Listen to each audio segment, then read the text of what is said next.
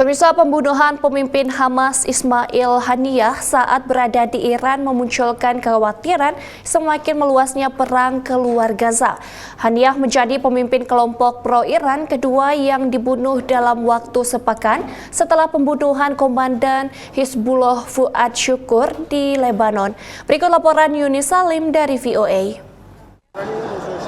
Sebelum dibunuh, pemimpin Hamas Ismail Haniyeh terakhir terlihat saat pengambilan sumpah Presiden Iran yang baru, Masoud Pezeshkian pada 30 Juli. Sehari kemudian, pimpinan politik kelompok militan Palestina dukungan Iran tersebut tewas akibat serangan udara. Kepada channel News Asia di Singapura, Menteri Luar Negeri Amerika Serikat Antony Blinken mengatakan, pemerintah Amerika Serikat tak mengetahui ataupun terlibat pembunuhan Haniyeh. Dalam jumpa pers terpisah, Blinken menekankan prioritas Amerika tetap untuk mengupayakan akhir konflik. Well, of course, I've seen the reports, and all I can tell you right now is, I think nothing takes away from the importance of, as I said a moment ago, getting to the ceasefire, which is manifestly in the interests of the hostages and bringing them home. Tak ada klaim bertanggung jawab atas pembunuhan ini, tapi para pemimpin Hamas telah menjadi sasaran serangan Israel menyusul serangan terhadap Israel Selatan pada 7 Oktober yang memicu perang di Gaza. April lalu serangan udara Israel menewaskan 3 putra Haniyeh. Pemimpin spiritual Iran Ayatollah Ali Khamenei yang bertemu Haniyeh sehari sebelum pembunuhan pemimpin Hamas itu telah menjanjikan pembalasan. Pembunuhan terhadap Ismail Haniyeh terjadi di tengah meningkatnya dan meluasnya ketegangan di kawasan. Dengan serangan di dataran tinggi Golan akhir pekan sebelumnya yang lalu dibalas Israel. Serangan Israel selama ini lebih banyak ditujukan kepada kelompok proksi pro-Iran, Hamas di Gaza, Hizbullah di Lebanon, dan Houthi di Yaman.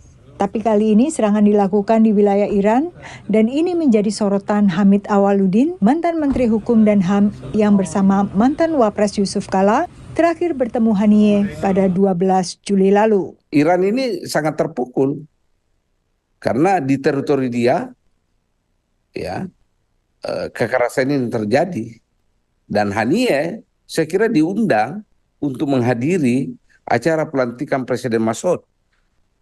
Kalau orang diundang kan mestinya dilindungi toh. Ini akan terjadi kekerasan baru. Awal dari munculnya kekerasan baru yang bakal silih berganti datang. Analis lain juga mengkhawatirkan semakin meluasnya konflik. Meski Iran dan kelompok-kelompok proksinya juga sering ingin menghindari eskalasi. I think Iran is going to look for a way to offset this and retaliate in a way that will satisfy domestic populations without triggering a broader war.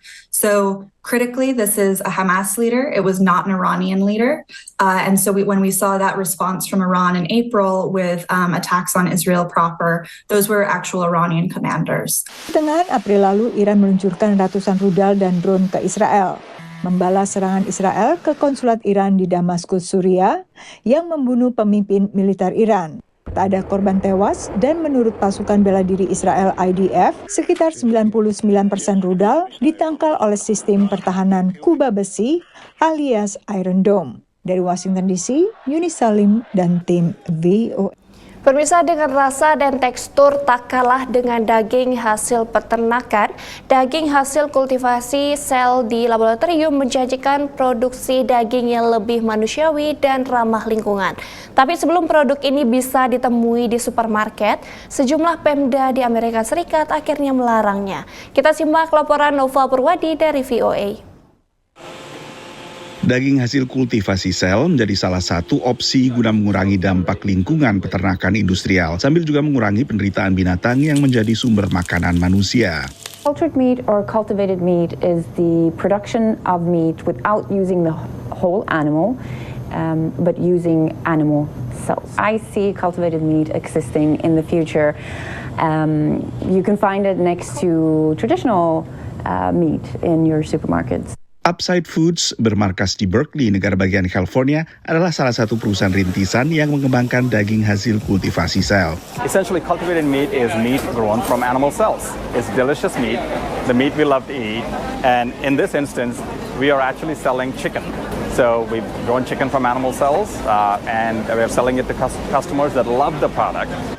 Penjualan daging hasil kultivasi di Amerika Serikat mendapat lampu hijau dari regulator pada pertengahan 2023. Tapi sejak itu, daging yang dikembangkan dengan metode ini baru dikonsumsi secara terbatas. Termasuk saat acara mencicipi daging hasil kultivasi sel di Miami, negara bagian Florida ini. When you cook it, it like sizzles and cooks just like chicken, which was insane. And then when you go to eat it, it's juicy. It kind of has the same texture as chicken. I mean, as a chef, to see that and see it work and have it taste just like chicken. I mean, it is chicken, but it was just insane. Karena benar-benar merupakan daging, bukan pengganti daging berbahan nabati, tekstur dan rasanya masih relatif memuaskan banyak konsumen pemakan daging. No, it's like eating a chicken breast. I mean, of course, it's cooked nicely with the spices, but it's like if you tell me it's cultivated chicken or real chicken, I wouldn't tell the difference. I would say the texture itself is like a little bit different, but the taste was like really, really good. Like way better than I was expecting. It was really good. Acara ini digelar sebelum berlakunya larangan menjual daging hasil kultivasi sel di Florida. Alasan utama di balik larangan ini adalah kecemasan soal keselamatan konsumen. I think we should be allowed to eat what we choose to eat. I mean, Florida is all about free market and choice and personal choice and everything, personal liberties. Why can't we eat what we want to eat? I mean, if it's bad for us, not that I believe it is, I think the science is proven, but even if it is, why can't we eat it? Florida bersama Alabama termasuk negara bagian pertama yang melarang penjualan daging jenis ini. Dan larangan serupa juga bergulir di negara bagian lain dan juga secara federal. Selain kendala regulasi dan resistensi dari sebagian pihak, penjualan daging hasil kultivasi sel juga terhambat oleh relatif tingginya harga daging seperti ini dibandingkan daging hasil peternakan. Perlu peningkatan permintaan secara signifikan untuk harga daging hasil kultivasi sel ini bisa lebih terjangkau. Dari Washington DC, saya Nova Purwadi dan tim VOA. Pemirsa, seseorang Babin Kamtibmas Desa Saleto Polsek Kota Mamuju membuat sebuah inovasi dan program aktif dengan melakukan pendampingan kegiatan pihak Puskesmas ke Posyandu. Informasi selengkapnya akan hadir usai jeda berikut ini.